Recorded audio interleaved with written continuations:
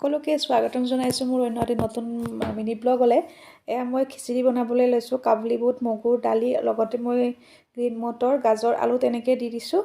তেনেকৈ দি ধুনীয়াকৈ খাই মেলি এতিয়া মিষ্টাৰৰ লগত মই ওলালোঁ বজাৰ কৰিবলৈ। ট্ৰেন্সলৈ গৈছিলোঁ, কিবা জেকেট ল'ম বুলি ক'লে, কিন্তু পচন্দ নোহোৱাৰ কাৰণে আমি ঘূৰি আহি বজাৰ কৰিবলৈ সোমালোঁ, চব্জি বজাৰ।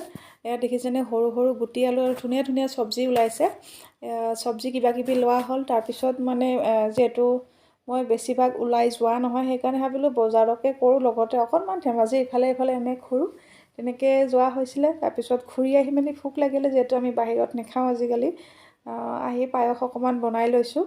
আৰু এইফালে মই অকণমান আছিলে হাঁহ মাংস আগৰে, তাকে অকণমান অলপ বেলেগ ষ্টাইলত বনাম বুলি ভাবিলোঁ। গুটি আলু দিছোঁ, কেঁচা মটৰ, কাবুলী বুট দুটামান দি দিছোঁ, তেনেকৈ লাই শাক দুটামান আগ ছিঙি পেলাই তেনেকৈ দি দিছোঁ ধুনীয়াকৈ। চাই লওঁ কেনেকুৱা লাগে। কেতিয়াবা কেতিয়াবা অকণমান বেলেগ ধৰণত বনায়ো ভাল লাগে, যিহেতু আমি সদায় কোমোৰা বা অমিতাৰ সৈতে খোৱা হয়। আজি তেনেকৈ বনালোঁ। আৰু এয়া মই অকণমান জোল বনাইছোঁ। আকৌ লগ পাম নতুন এটি মিনি ব্লগৰ সৈতে। আজিলৈ আহিছোঁ।